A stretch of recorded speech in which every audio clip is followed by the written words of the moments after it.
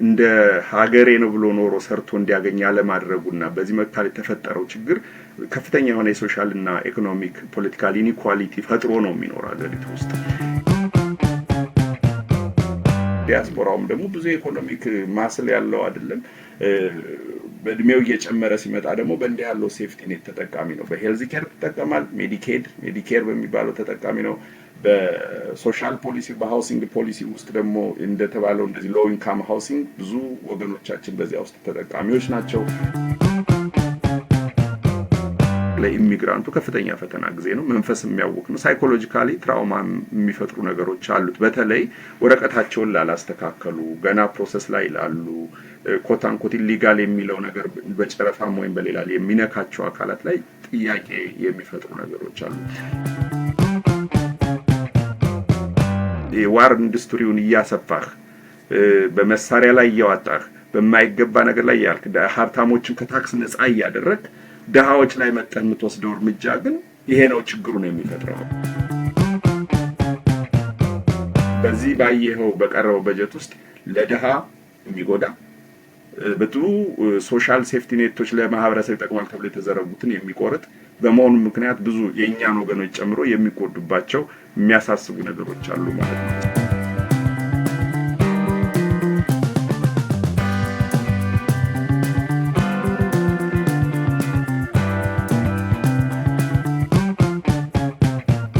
ሰላም ጤና ይስጥልን የተከበራችሁ ተመልካቾቻችን፣ ይህ የምልከታ ፕሮግራማችን ነው። የምልከታ ፕሮግራም የዛሬው ዝግጅት እነሆ ተጀምሯል።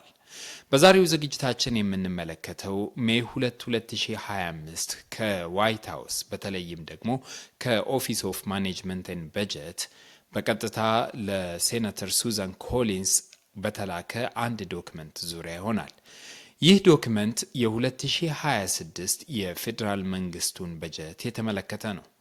በዚህ ዶክመንት ውስጥ የ2026 በጀትን አስመልክቶ በተለይም ደግሞ የፌዴራሉ መንግስት ለክልሎች ወይም ደግሞ ለስቴቶች የሚያደርገውን የበጀት ድጎማ በዋናነትም ደግሞ ዲስክሬሽነሪ ስፔንዲንግ የሚባሉትን አይነቶች ወይም ደግሞ የፌዴራል መንግስቱ በይሁንታ በፈቃደኝነት ለስቴቶች የሚያከፋፍለው አስገዳጅ ያልሆነ ወይም ደግሞ በመልካም ፍቃዱ በፌዴራል መንግስቱ መልካም ፍቃድ ላይ መሰረት አድርጎ የሚከፋፈል የበጀት አይነት ነው። የአይነትን የተመለከተ ዶክመንት ነው።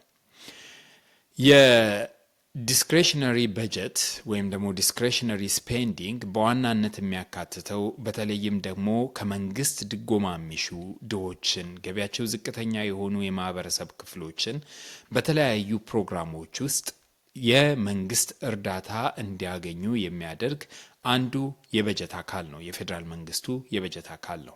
ይህ ማለት ለምሳሌ ዝቅተኛ ኑሮ ያላቸው የማህበረሰብ ክፍሎች ከመንግስት የቤት ድጎማ የሚያገኙ ከሆነ እንደ ሴክሽን 8 አይነቱ ወይም ደግሞ የቤት ኪራይ እርዳታ የሚያገኙ ከሆነ፣ የምግብ እርዳታ የሚያገኙ ከሆነ፣ ልጆቻቸው ትምህርት ቤት ውስጥ የምገባ እርዳታ የሚያገኙ አይነት ከሆነ በዚህ በፌዴራል መንግስቱ ለክልሎች ወይም ለስቴቶች በሚያከፋፍለው የበጀት አይነት ውስጥ የሚካተቱ ናቸው። እንግዲህ ይሄ ዶክመንት በዋናነት የሚመለከተው ይሄንን ነው። በዚህ ዶክመንት ውስጥ የተካተተው የበጀት ቅነሳ ነው። ለነዚህ ዳን ተኮር አድርጎ ወይም ደግሞ ዝቅተኛ ገቢ ያላቸውን ሰዎች ላይ ትኩረት አድርጎ በተለያዩ ፕሮግራሞች ውስጥ አካቷቸው ድጋፍ የሚያደርግላቸውን ይሄንን የበጀት አይነት በተወሰነ ደረጃ የመቀነስ፣ አንዳንዶቹ ሙሉ በሙሉ የማጠፍ፣ አንዳንዶቹን ደግሞ አንድ ላይ መርጅ የማድረግ ፕሮፖዛል ነው እንግዲህ ለሴናተር ሱዛን ኮሊንስ የተላከው። ይህንን የተቀነሰውን ወጪ እንዲያው ኮምፔር ለማድረግ በዚህ ዓመት 2025 የፌዴራል ፊስካል ይር ላይ ብንመለከት የፌዴራሉ መንግስት ለእንደዚህ አይነት ድጎማዎች እያወጣ ያለው ወጪ ወደ 1.83 ትሪሊዮን ዶላር ነው። ለ2026 የትራምፕ አስተዳደር ፕሮፖዝ ያደረገው ደግሞ ወደ 1.7 ትሪሊዮን ዶላር ነው። በዚህ ውስጥ ስንመለከተው የ22.6% የበጀት ቅነሳ በተለይም ደግሞ ድሃ ተኮር በሆኑ ፕሮግራሞች ዙሪያ ላይ 22.6% የበጀት ቅነሳ ነው ፕሮፖዝ የተደረገው። ይሄ ወደ ገንዘብ ስለውጠው ወደ $163 ቢሊዮን ቅነሳ ነው የፌዴራሉ መንግስት ወይም ደግሞ የትራምፕ አስተዳደር ፕሮፖዝ ያደረገው ለ2026። እንዲያው እነዚህ የበጀት ቅነሳዎች የትኞቹን ዲፓርትመንቶች ነው የሚመለከተው ብለን ብንመለከት ደግሞ በዋናነት በሶሻል ሰርቪስ ላይ ፎከስ ያደረጉ ዲፓርትመንቶችን ነው። ከዚህ ውስጥ እንደ ዲፓርትመንት ኦፍ ኤጁኬሽን፣ ዲፓርትመንት ኦፍ ሂውማን ሰርቪስ፣ ዲፓርትመንት ኦፍ ሃውሲንግ ኤንድ አርበን ዴቨሎፕመንት እንዲሁም ደግሞ እንደ ፊማ ወይም ደግሞ ፌዴራል ኢመርጀንሲ ማኔጅመንት ኤጀንሲ አይነት ኤጀንሲዎችን ወይም ዲፓርትመንቶችን ነው እንግዲህ ይሄ የበጀት ቅነሳ በዋናነት ትኩረት የሚያደርገው ወይም ደግሞ የሚመለከተው። እነዚህ ኤጀንሲዎች የሶሻል ሴፍቲ ኔት ወይም ደግሞ የሶሻል ዌልፌር አገልግሎት ለመስጠት የቀረጿቸውን ፕሮግራሞች አንዳንዶቹን ያጥፋል፣ ቀደም ሲል እንደገለጽኩት፣ አንዳንዶቹን ደግሞ በተወሰነ ደረጃ ሙሉ በሙሉ እንዲጠፉ ያደርጋቸዋል። እንግዲህ የዛሬው የምልከታ ፕሮግራማችን በዋናነት የሚያተኩረው ይሄ የበጀት ቅነሳ ይሄ የዲስክሬሽነሪ ስፔንዲንግ ቢል ፕሮፖዛል እንደ ማህበረሰብ የኛ የኢትዮጵያን ኮሚኒቲን በተለይም ደግሞ ከመንግስት የተለያዩ እርዳታ የሚያገኙ የኛን ወገኖች በምን አይነት መልኩ ሊጎዳ ይችላል ወይም ደግሞ ምን አይነት ኢፌክት ሊያስከትል ይችላል እነሱ ላይ የሚለውን ነው የምንመለከተው። በዚህ የበጀት ቅነሳ ዙሪያ ደግሞ እንግዳ አድርገን የጋበዝንላችሁና ዛሬ ሰፊ ልምዳቸውን እንዲሁም እውቀታቸውን ደግሞ ሼር የሚያደርጉን አቶ አቤል ጋሽ ናቸው። አቶ አቤል መምህር ናቸው። አክቹሊ መምህር አቤል የአደባባይ ሚዲያ አዘጋጅ ናቸው። ከዚህ በተጨማሪ ደግሞ በአሜሪካን ሀገር የመንግስት አሰራር ላይ መጽሐፍ ጽፈዋል። ካሁን በፊት መጽሐፋቸው ጂፒኤስ ፎር አሜሪካ ቱዋርድ ቢልዲንግ ኤ ሞር ፐርፌክት ዩኒየን ይባላል። በዚህ መጽሐፍ ውስጥ በተለይም በአሜሪካን ሀገር ስላለው የዌልፌር እና የሴፍቲኔት ፕሮግራሞች በሰፊው ዳሰዋል መምህር አቤል። የዛሬ የምልከታ እንግዳችን ናቸው። ከእሳቸው ጋር በሚኖረን ቆይታ ተመልካቾቻችን ሰፊ ግንዛቤ ያገኛሉ ብለን ተስፋ እናደርጋለን። የተለያዩ ሀሳቦችን እናነሳለን። ትኩረታችን አሁንም የዚህ የበጀት ቅነሳ ስለሆነ ከኛ ጋር ሆናችሁ ፕሮግራማችን ብታደምጡ ብትመለከቱን እውነቱን ለመናገር ከሆነ በጣም በርካታ ቁም ነገሮችን ትቀስማላችሁ ብዬ ተስፋ አደርጋለሁ። አብራችሁን ሆናችሁ እንድታዳምጡ እንድትከታተሉን ደግሞ ምጋብዛችሁ ናትናኤል ወልዴ ነኝ። ፕሮግራማችንን ሼር አድርጉ፣ ለሌሎች አድርሱ፣ እንዲሁም ላይክ አድርጉ። ኮሜንት ላይ ደግሞ ኮሜንቶቻችሁን ጻፉልን። ምናልባት ፕሮግራማችንን ወይም ቻናላችንን ሰብስክራይብ ያላደረጋችሁ ሰዎች ካላችሁ ደግሞ ፕሊዝ ሰብስክራይብ አድርጉ። አብራችሁን ሁኑ። በቀጥታ ከመምህር አቤል ጋር ወዳደረግን ቆይታ እንሄዳለን።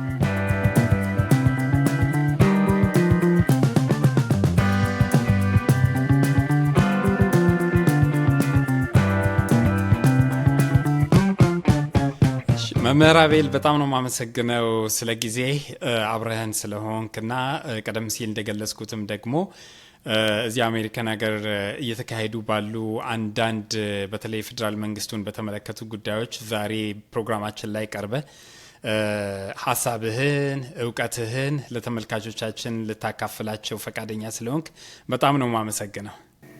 ወንድሜ ጋዜጠኛ ናትናኤል በጣም አመሰግናለሁ ለፕሮግራም ስለጋበዝከኝ። የጊዜ ባለቤት ይሆናል እግዚአብሔር ይክበር ይመስገን። እንደዚህ ያለ መልካም ጊዜ ስለ ጠቃሚ ማህበረሰባዊ ጉዳዮች በተለይ በዚህ በምኖርበት ሀገር ስላለ ጉዳይ እንድንወያይ ስለፈቀድክልኝ ለዚያም ደግሞ ብቁ ትሆናለህ ብለህ ስላሰብከኝም በጣም አመሰግናለሁ።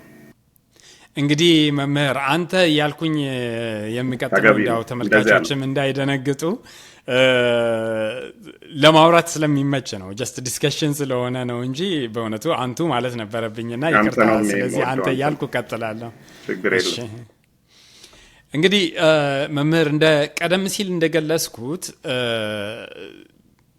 ሰሞኑን በተለይም ደግሞ በማህበራዊ ሚዲያዎችም እንዲሁም እንዲ ኮንቬንሽናል ሚዲያ የምንለውም ላይ ይሄ የበጀት ረቂቅ ፕሮፖዛል ጉዳይ ከዋይት ሀውስ በቀጥታ ለሴኔተር ሱዛን ኮሊንስ የተላከው የበጀት ፕሮፖዛል አነጋጋሪ ሆኖ ሰንብተዋል። እዚህ አሜሪካን ሀገር በተለይም እኛ የምንኖርበት ዲኤምቪ አካባቢና አንተም የመመልከት እድል አግኝታል ብዬ ተስፋ አደርጋለሁ።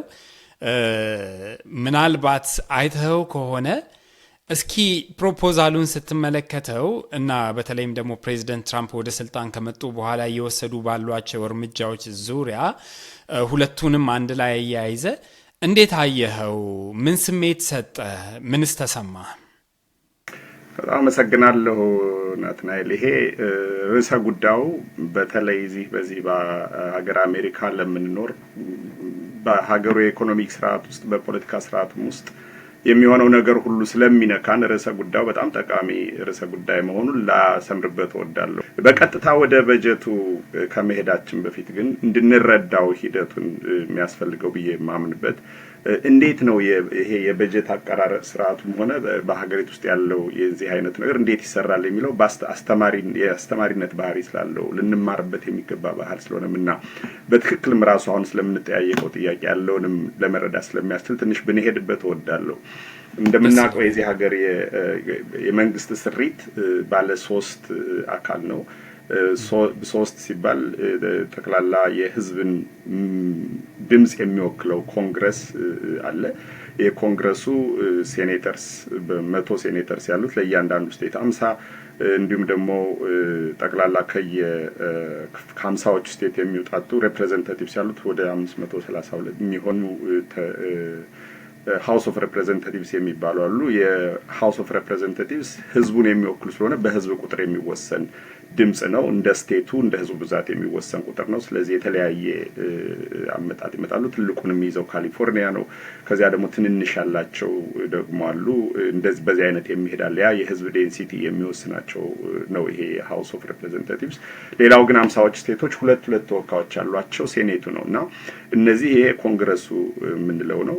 ይሄ በጠቅላላ በአገሪቱ ኮንስቲቲዩሽን 1787 በወጣው ኮንስቲቲዩሽን በመጀመሪያ ላይ መብቱ ዲፋይን የሚደረገው በጣም ጠቃሚው ከሶስቱ የህዝቡን ድምጽ ስለሚወክል በመጀመሪያ ላይ በአርቲክሉ ከሚመጡት ከሶስቱ አካላት የሚነገር ነው። ይሄ አካል ጠቅላላ የሀገሪቱን ስፔንዲንግ ፓወር የሚወስነው አካል ነው። ጠቅላላ የሀገሪቱ ምንድነው የሚያስፈልጋት የሚለውን አፕሩቭ የማድረግ ስልጣን ያለው ነው። ፓወር ኦፍ ዘ ፐርስ የሚባለው በኮንግረሱ ላይ ያለ ነው። ሁለተኛው አካል የሀገሪቱን ስራ በማስፈጸም በኩል የሚታወቀው ዘ ኤግዜኪዩቲቭ ብራንች ነው። ይሄ የሀገሪቱ ጠቅላይ ፕሬዚዳንት ነው የሚመረጠው አካል የሚመራው። አሁን ባለው ስሪት ደግሞ ፕሬዚዳንት ትራምፕ የሚመሩት ነው። ይሄ ጠቅላላ ኮንግረስ ያጸደቀውን በጀት ኤግዜኪዩት ለማድረግ ወደ ስራ በማስፈጸም ደረጃ የሚወከል ነው። ሁለተኛው የመንግስት ብራንች ነው። በዚያው አይነት ነው በሁለተኛ ደረጃ ዲፋይን የሚደረግ ነው ኮንስቲቱሽን ላይ። በሶስተኛ ደረጃ ደግሞ ህግን የሚሰራው የተሰራው በኮንግረስ የሚወጡ ህጎችንም በማስፈጸም ደረጃ የጁዲሻሪ ብራንች አለ። ይሄ በሱፕሪም ኮርት ባለ 9 አካላት ያሉት ከዚያ በታች ደግሞ ባሉት የፌደራል ቤንች ከዚያም በስቴት በዚህ ደረጃ ተዋረድ ያለ ፍርድ ቤቶች ጠቅላላ የሚመለከተው ስርዓት ማለት ነው። እነዚህ ሶስቱ ተሰናስለው የሚሰሩበት በቼክ ኤንድ ባላንስ ተጠባብቀው የሚሰሩበት ስሪት የሀገሪቱን መንግስት በጠቅላላው የሚያመለክት ነው። አሁን እንግዲህ በዚህ የተቀናጀው ስሪት ወደ አጀንዳውን ወደ ዛሬ ወደ ያዝነው ሳመጣው ጠቅላላውኑ በጀቱን በማጽደቅ ደረጃ የሀገሪቱ አቅሟ ይሄ ነው ያላት ገንዘብ ይሄ በዚህ ውጣ የሚለውን የማጽደቅ ኃላፊነት ያለበት ኮንግረስ ነው። ዘ ፓወር ኦፍ ዘ ፐርስ የሚሉት ማለት ነው። ይሄንን ግን ወስዶ ወደ ስራ የሚፈጽመው ደግሞ ኤግዜኪዩቲቭ ብራንች ስለሆነ በፕሬዚዳንቱ የሚመራው ፕሬዚዳንቱ ያለብኝ የስራ አይነት ዘርፍ ይሄ ነው፣ ይሄንን የስራ ዘርፍ የማስፈጽምበት ገንዘብ ይሄ ያስፈልገኛል ብሎ የማቅረብም መብት ያለው ያንን አስቀርቦ ያጸድቁ ያንን ወደ ስራ የሚፈጽም አካል ደግሞ ኤግዜኪዩቲቭ ብራንች ነው። በእነዚህ በሶስቱ መካከል ያለው ትስስርና ግንኙነት ነው የሀገሪቱን የመንግስት አሰራር ስርዓት የሚወስነው ማለት ነው። የሚላከው የበጀት ኮምፖነንት በጠቅላላ ዶክመንቱ ዋና ሁለት መሰረታዊ የሆኑ የበጀት ክፍሎች ይኖሩታል። በዚህ ውስጥ ማንዳቶሪ ስፔንዲንግ የሚባል የግድ ይሄ በህግ የጸደቁ የሀገሪቱ ወጪዎችን የያዘው ክፍል አለ። እንደገና ደግሞ ዲስክሪሽነሪ ስፔንዲንግ የሚባል በአዘ ዲስክሪሽን ኦፍ ፕሬዚዳንት ሊሆን ይችላል ሊቀሩም የሚችሉ ሊጨመሩም የሚችሉ አስፈላጊ ናቸው ተብሎ የሚቀርቡ ናቸው ማለት ነው። እንደዚህ ያለው ሁለቱ አካል ይኖረዋል። ብዙ ጊዜ ማንዳቶሪ የሚባለው እንግዲህ ለምሳሌ ሶሻል ሴኩሪቲ ጠቅላይ ፕሬዚዳንቱ ሊሰርዘው የሚችለው ወጪ አይነት አይደለም። በቃ በህግ የጸደቀ ነው። የዜጎች መብት ነው። በዚህ አይነት የሚከፈል ነው። ምንም አይነት ሰይ የለውም ያን የመቀነስና በህግ የሚጸድቁ በህግ ደግሞ የሚቀነሱ ማንዳቶሪ ስፔንዲንግ የሚባለው ይኖራል። ያ አንደኛው ነው። ሌላው ደግሞ ዲስክሪሽነሪ ስፔንዲንግ የሚባለው ደግሞ እንደዚህ አለ። ወደ እንዳልኩት 2/3 ማንዳቶሪ ነው። ቀሪው ዲስክሪሽነሪ ስፔንዲንግ እና ደግሞ ሌላ ሰፕሊመንታል ስፔንዲንግ ይባላልላቸው። ሰፕሊመንታል ስፔንዲንግ ምንድነው? በሪዘርቭ አይነት ሊሆን ይችላል ተይዞ ግን ኢመርጀንሲ ለሆኑ ነገሮች የሚወጡ ወጪዎች ናቸው። ለምሳሌ ኮሮና የታሰበበት ችግር አልነበረም፣ ኢመርጀንሲ ነው። ለምሳሌ ጦርነቶች ይመጣሉ። በዚህን ጊዜ ለእንደዚህ ያሉ ነገሮች ታስበው የሚወሉ ወጪዎችን የሚሸፍኑባቸው ኮንግሬሱ በኮንግረስ አቀርበው አፕሩቭ ተደርገው ደግሞ የሚወጡ ወጪዎችን አሉ። እነዚህ ሶስቱ የበጀቱ አካሎች ይሆናሉ ማለት ነው።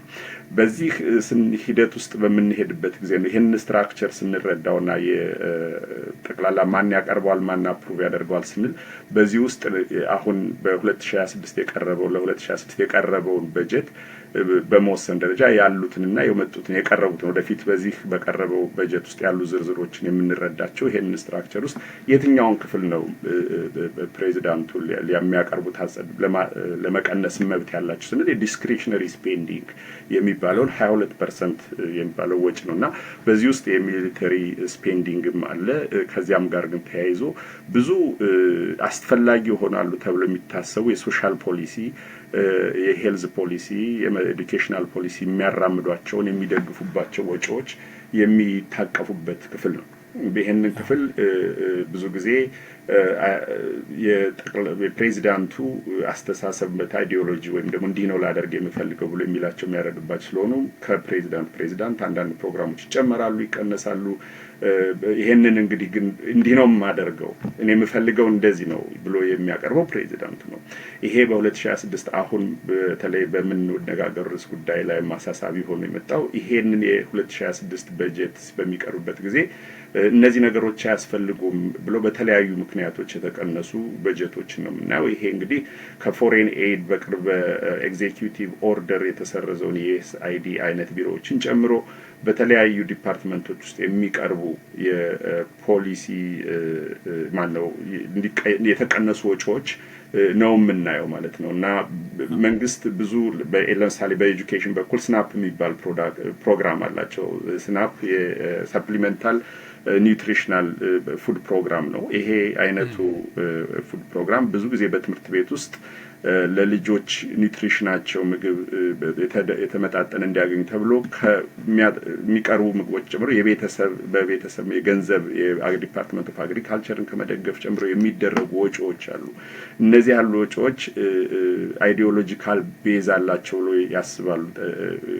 በዚህ በኩል ፕሬዚዳንቱ ሊቀንሷቸው ይችላሉ። እንዲሁም ደግሞ በተለይ አሁን የዚህ ሌፍቲስት እና ራዲካል የሆኑ አጀንዳዎችን ለማራመድ የባይደን መንግስት የኦባማ መንግስት ያራመዷቸው ናቸው ተብለው የሚታሰቡ ወጪዎችን በመቀነስ ደረጃ ቅድም እንዳልኩት ዩኤስአይዲ በውጭ በኩል የሚያደርጋቸው እርዳታዎች እኛ አያስፈልጉንም በሚል የተሰረዙ ብዙ ወጪዎች አሉ። እንግዲህ ዝርዝሩ ውስጥ ሲኬድ ይሄ በዚያ ውስጥ የምናያቸው ቅናሾች አሉ። አስፈላጊ ናቸው ብለው ደግሞ የሚያስቧቸውን ደግሞ ወጪዎች ደግሞ ጨምረዋቸው በራሳቸው ምልከታ ለሀገራችን ይጠቅማሉ ብለው ያሰባቸውን ደግሞ በተለያየ መንገድ ጨምረዋቸው እናያለን ማለት ነው። ወደ ዝርዝሩ ከመግባታችን በፊት መምህር አቤል አንድ ነገር ባነሳ ደስ ይለኛል።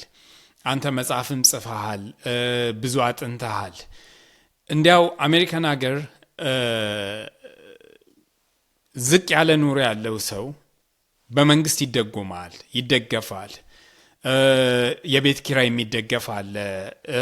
እንዲሁም ደግሞ የመንግስት ቤቶችም አሉ ከመንግስት የሚሰጡ በኢንካማቸው ሌቭል። ቀደም ሲል አንተም አንስተሃል፣ ስናፕ አንስተሃል። ከስናፕ በተጨማሪ ሌሎችም ደግሞ ለትልልቅ ሰዎችም የሚሰጡ የምግብ እርዳታዎችም አሉ፣ ሌሎች እርዳታዎችም አሉ እና ጀነራሊ የአሜሪካን ዌልፌር ሲስተም ምንድን ነው? እስኪ ብዙ ሰዎች እርግጥ ሊያቁም ይችላሉ፣ ማያቁም ሰዎች ሊኖሩ ይችላሉ እና ይሄ ዌልፌር ሲስተምስ ደግሞ እዚህ ሀገር ውስጥ በመሰረታዊነት ምንድን ነው የቀየረው? በተለይ ይሄ የሰዎችን የኑሮ ደረጃ ማጥበብ ችሏል ወይ?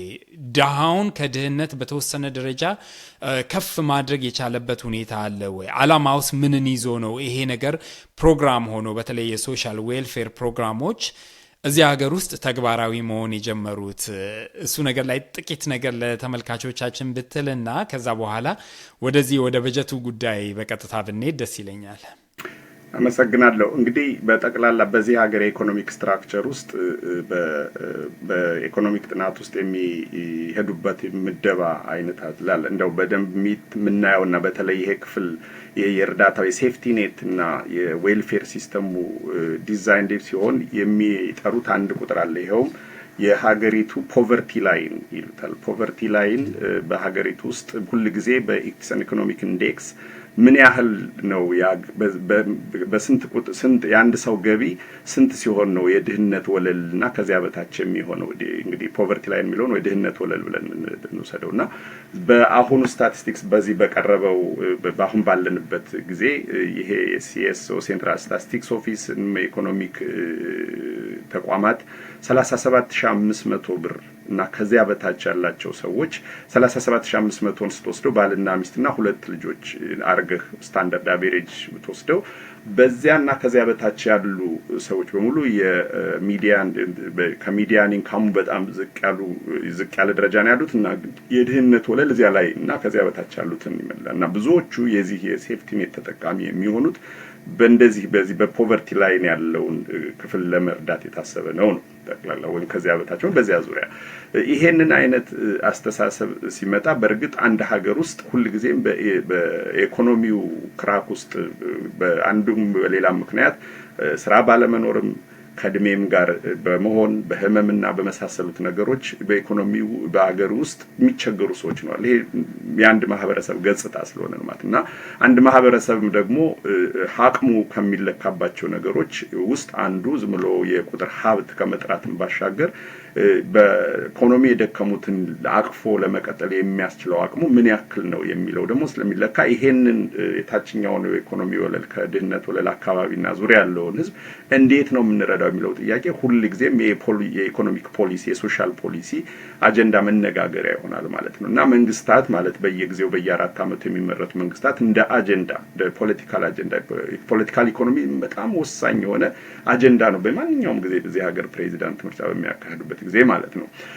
ስለዚህ የኢኩዊቲ ጉዳይ ሌላ ነገር ሳንገባ መጀመሪያ የኢኮኖሚክ ኢኩዊቲ ጉዳይ በጣም ከፍተኛ ኢንካም ውስጥ የሚኖረውና እንደዚህ ድህነት ወለል ዙሪያ የሚኖረውን የሁለቱን አካል የማጣጣም ነገሩ ሁሉ ጊዜም የፖሊሲ አጀንዳ ነው እና በመሆኑ ምክንያት በምርጫም ጊዜም ቢሆን ይሄንን አካል ድሃውን እንዴት ነው የምናደርገው የሚለው ጥያቄ ያደርጉለትም ያደርጉለትም ሁሉ ጊዜ የምርጫ አጀንዳ ሆኖ የሚመጣ ጉዳይ ነው።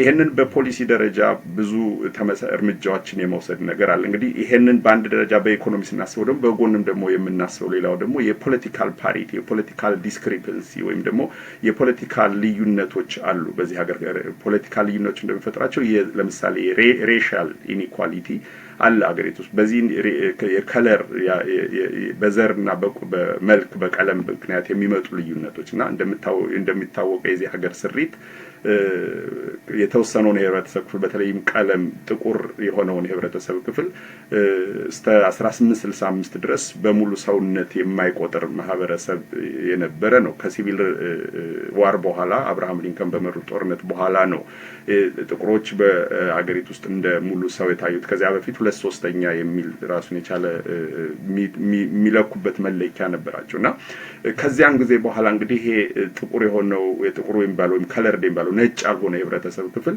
በኢኮኖሚክ ዲስፓሪቲ ውስጥ ዝቅተኛውን ክፍል ይዞ ስለሚሄድ በዚህ አይነት የተፈጠረው የሀብታምና የደሆች ልዩነት አንደኛ ሲጀመር በኢኮኖሚ ልዩነት ቅድም እንዳልነው የገቢ ልዩነት አለ። ሁለተኛው ደግሞ ግን የሀገሪቱ ውስጥ ያለውን የኢኮኖሚ ክድል ኢኳል ኦፖርቹኒቲ ያለማግኘት ምክንያት የተፈጠረ ጥቁሩ እንደ ሀገሬ ነው ብሎ ኖሮ ሰርቶ እንዲያገኝ ያለማድረጉና በዚህ መካከል የተፈጠረው ችግር ከፍተኛ የሆነ የሶሻል እና ኢኮኖሚክ ፖለቲካል ኢኒኳሊቲ ፈጥሮ ነው የሚኖረው ሀገሪቱ ውስጥ።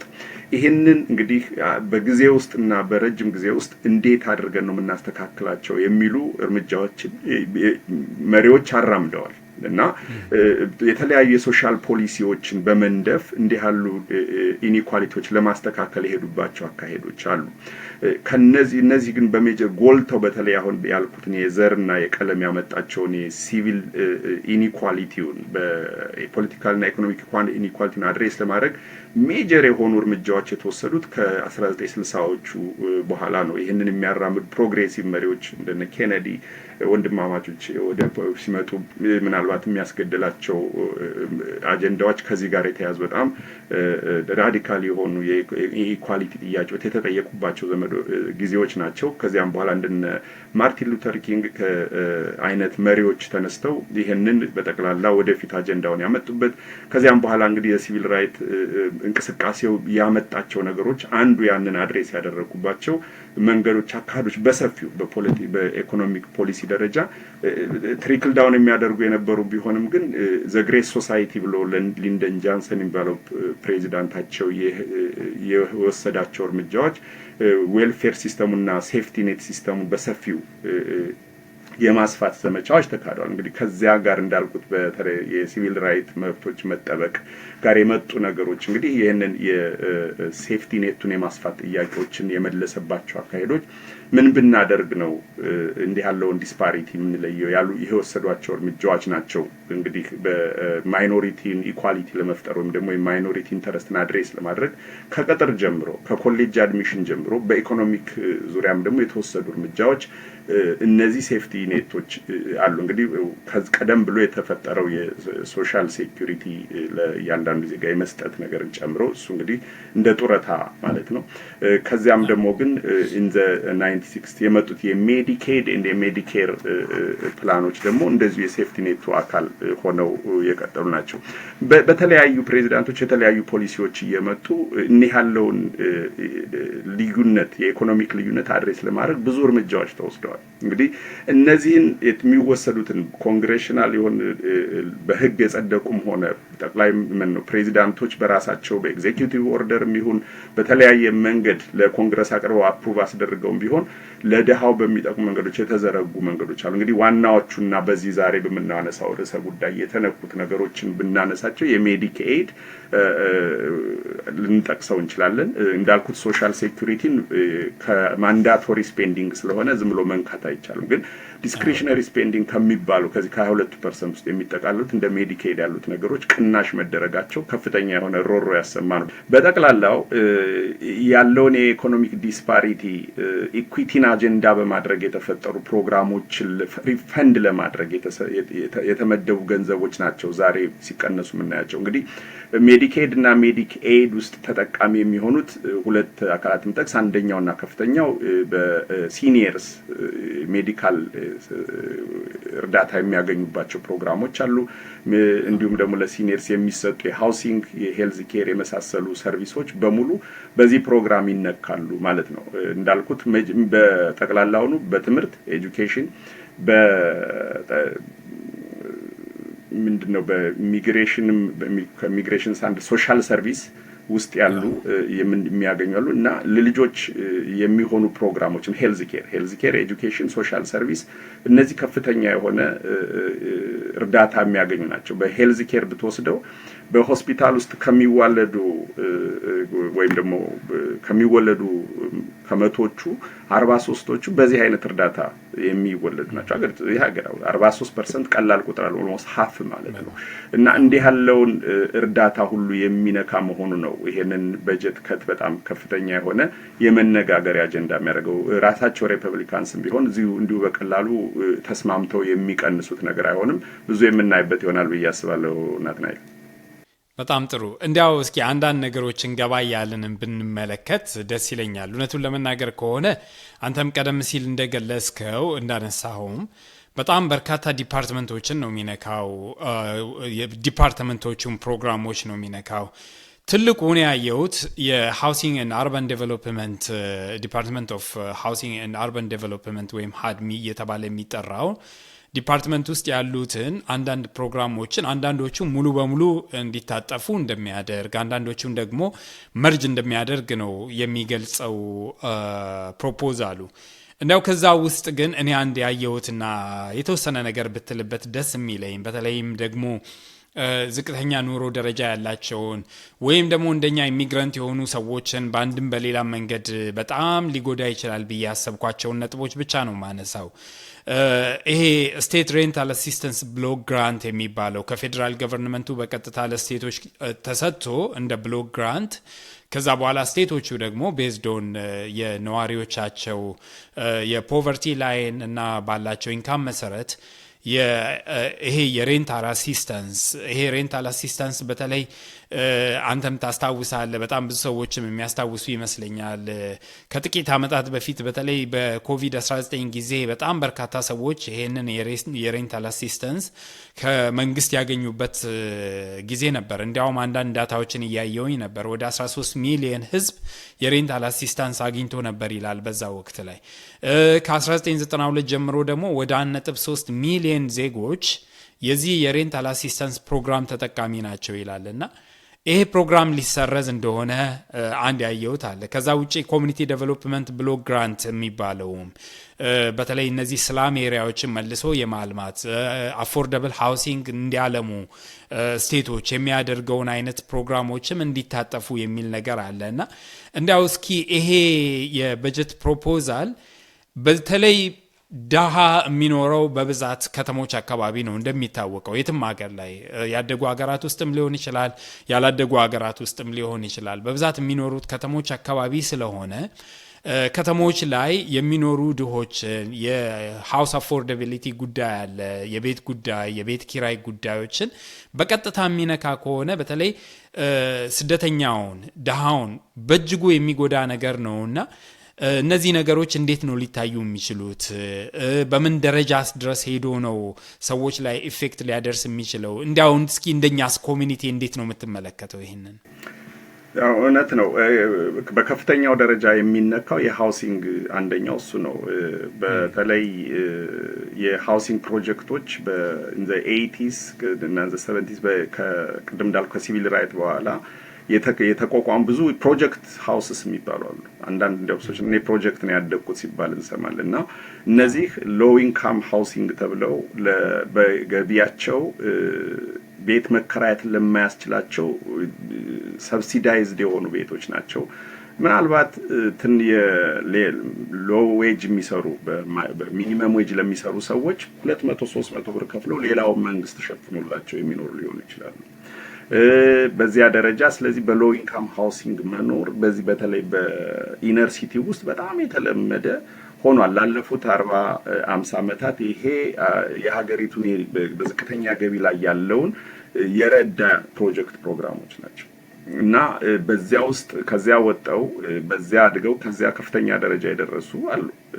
ፕሮጀክት ውስጥ ነው ያደግኩት ብለው የሚሉ ዛሬ ትልቅ ስልጣን ላይ ያሉ ምናቃቸው ስም መጥራት ስላልፈለኩ እንደዚህ ያሉ የራሳቸው ፖለቲከኞችም አሉ እኮ እና እንደዚህ ያለው ፕሮጀክት ቅድም ባልኩት መንገድ ከድህነት ወለሉ አካባቢ ያሉ ሰዎችን በብዙ ከችግር ያወጣና ከሆምለስም ለአንዳንዶች ከሆምለስ ሁኔታ ያዳነ ፕሮጀክቶች ናቸው።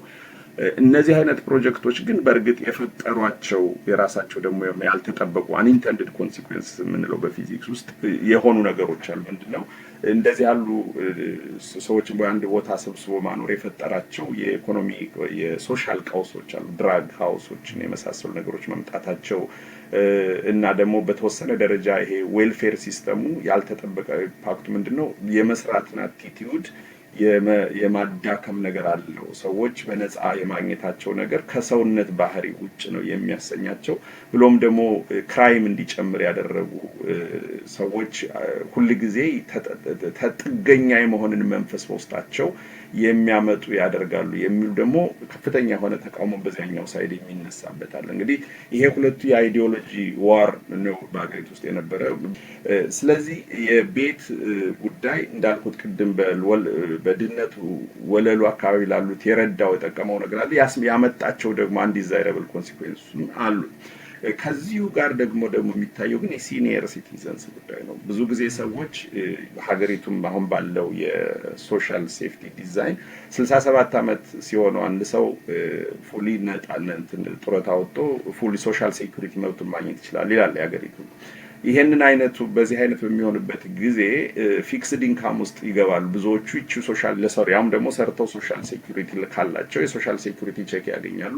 ግን ይሄ በቂ አይሆንም። በቂ አለመሆን ብቻ ሳይሆን ከእድሜ ጋራ የሚመጡ የጤና ጥያቄዎች አሉ። እንደነዚህ ያሉ የጤና ጥያቄዎችና ደግሞ ኬር የሚያደርግ እነዚህ በእድሜ እየተገፋ ሲሄድ እርዳታ ያስፈልጋል። ያን የሚያደርግ ሰው ስለሌለው ደግሞ የሚሆኑ ደግሞ የሲኒየር ሆምስ ፋይናንስድ የሆኑ በመንግስት ብዙ ጊዜ ከፌዴራል በጀት አፕሮፕሪየት ተደርጎ ከዚያ ለስቴቶች ተሰጥቷቸው ስቴቶች ደግሞ በራሳቸው መንገድ የሚያስተዳድሯቸው ሲኒየር ሆምስ አሉ። በዚያ ደግሞ ብዙዎች ይጠቀማሉ።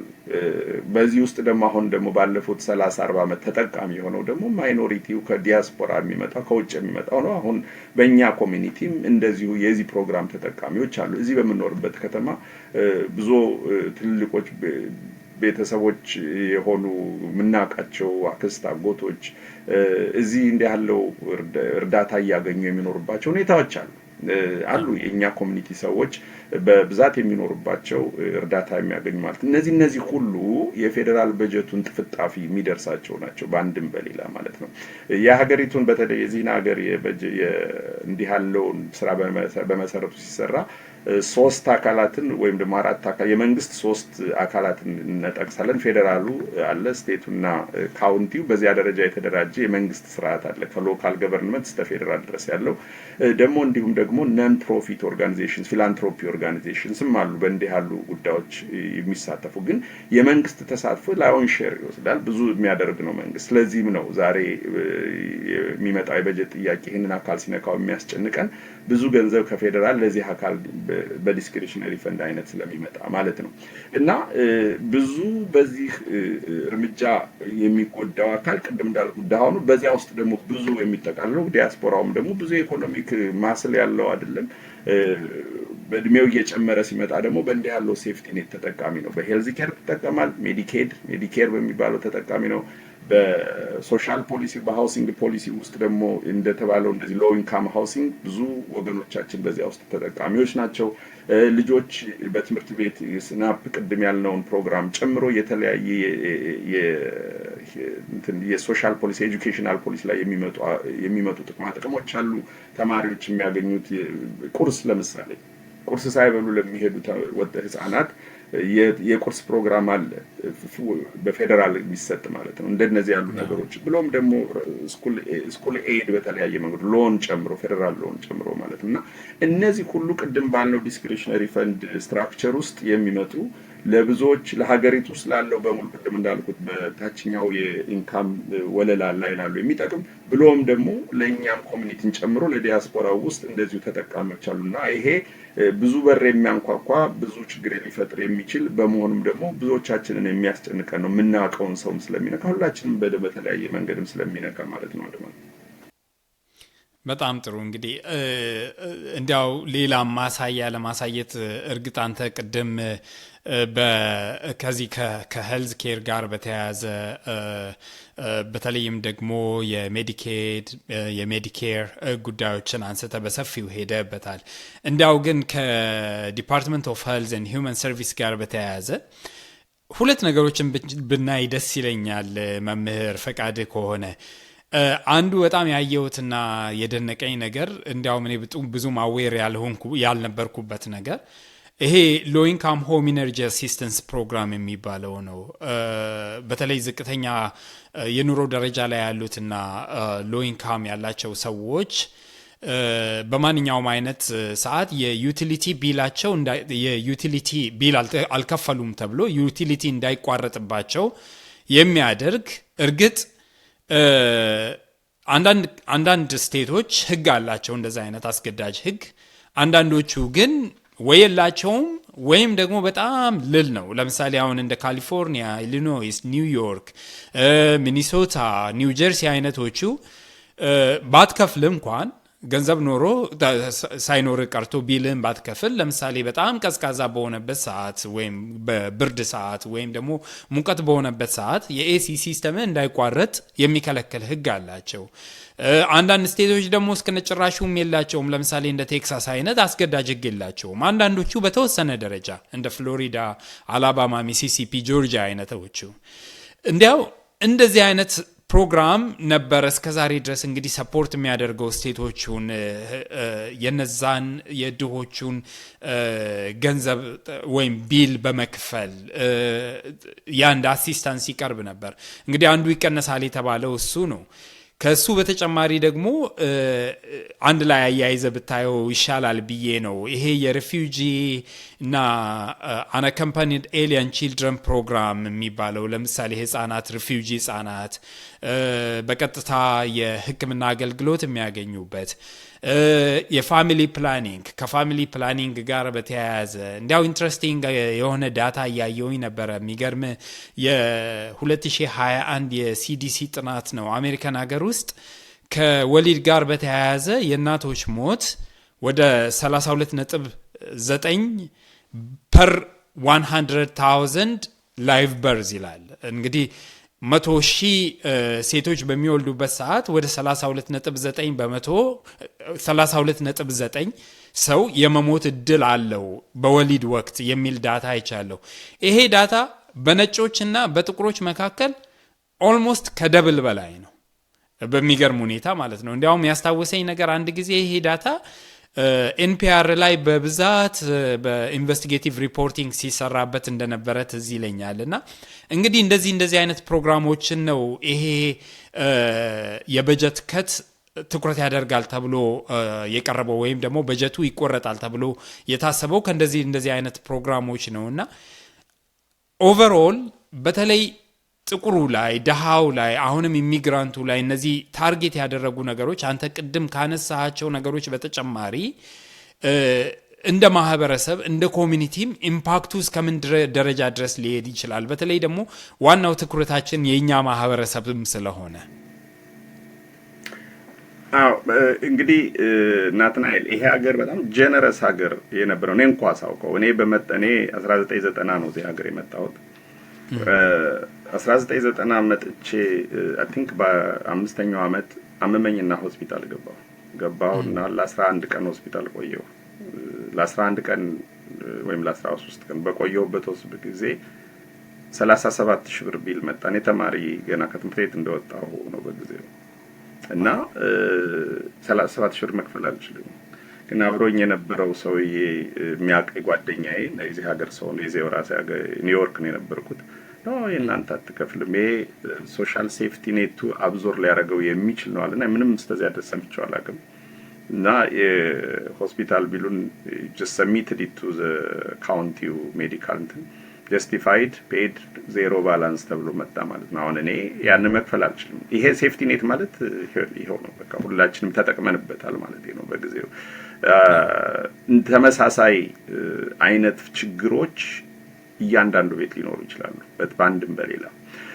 መንግስት አንዱ ትልቁ አጀንዳው በመንግስትነቱ ይሄ ያለቱን ነገሮች ማህበረሰብ ውስጥ ክራክ ውስጥ ሊወድቁ የሚችሉ በህመም በገንዘብ በማጣት የሚመጡበትን ተቸግረው መንገድ ላይ እንዳይወጡ ከማድረግ ጀምሮ የሚረዳበት አካሄድ አገሩን ከዚህ አልፎ እኮ ዛሬ ተቆርጦ የወደቀው የዩኤስአይዲ እርዳታ በተለያየ አገር የተለያዩ ሰዎችን ከችግር በብዙ የረዱ ፕሮግራሞች አሉ። በእኔ ድሮ የዩኤስ ማህተም አይዲ ማህተም ያለባቸው ጂፕ መኪናዎች እኛ በምኖርበት አካባቢ የወባ መከላከያ መኪና ሆነ የወባ መድኃኒት በየቦታው ይረጩ ነበር እና ዩኤስአይዲ የሚል ማህተም ነበረባቸው። ከዚያን ጊዜ ጀምሮ ነው ያን ድርጅት ማቆና ይሄ ድርጅት ሲቋቋም አንደኛው ትልቁ የአሜሪካን የፎሬን ሚኒስቴር ኤክስፓንሽኒስት ፖሊሲ በነበራቸው ጊዜ ያደርጉና አይደለም እዚህ ሀገር ውስጥ ውጭ ሄደው ለመርዳት ኖብልና ሎፍቲ ኮዝ ያራምዱ የነበሩበት ጊዜ ነበር። አሁን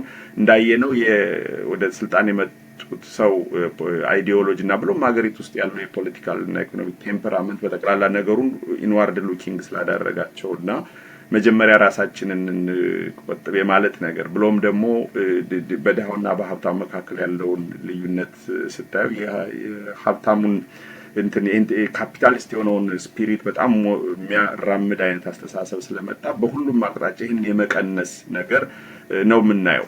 ቅድም ወደ አንተ ይሄን ያመጣሁት ጠቅላላ ሀገሪቱ ውስጥ ያለው የአይዲዮሎጂ ሺፍት ጨምሮ ነገሮችን እየነካቸው የመጣበት ነገርም ሊሰመርበት ይገባል። ምንድነው ምንጩ ስንል በነገራችን ላይ አንድ መሰረታዊ የሆነ ነገር ግን እናስምር። ሁልጊዜ ቤታችንም ውስጥ ቢሆን በጀት እንሰራለን ለቤታችን እና የምንኖረው በአቅማችን ነው።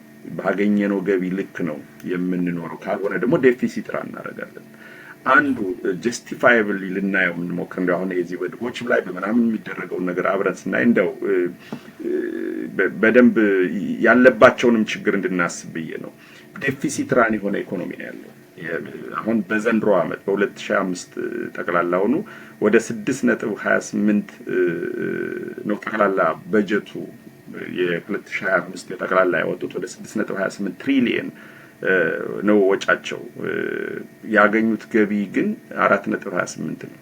ስለዚህ ወደ ከ1.5 የሚጠጋ ትሪሊየን ማለት ነው ዴፊሲት አለ እና እንደዝም ለአሁን ሌላውን የሚቆረጠው ምናምን ትተህ እንደ ኢኮኖሚክ ማኔጅመንት ሲስተምን ብታየው ኢኮኖሚው ከሚችለው በላይ ወጪ ያወጣል። በዲፌንስም በምንም እንግዲህ የትኛው ላይ ነው መቆረጥ አለበት ያ የአስተሳሰብ ልዩነት ሊሆን ይችላል። ግን ሀገሪቱም የፋይናንሻል ሄልዝ ችግር ያለባት መሆኑንም ማሰብ ያስፈልጋል። በጠቅላላ የሀገሪቱ የዕዳ ልክ 36 ትሪሊየን ያክል የዕዳ ተሸካሚ ኢኮኖሚ ነው። ይሄ ኢኮኖሚ በዘመናት እየፈሰሰ የመጣው አሁን የዘንድሮውን ደግሞ የዘንድሮ በነበረው ላይ 1.5 ትሪሊየን ዕዳ ይጨምራል። እንዲህ እየጨመረ የመጣ ነው።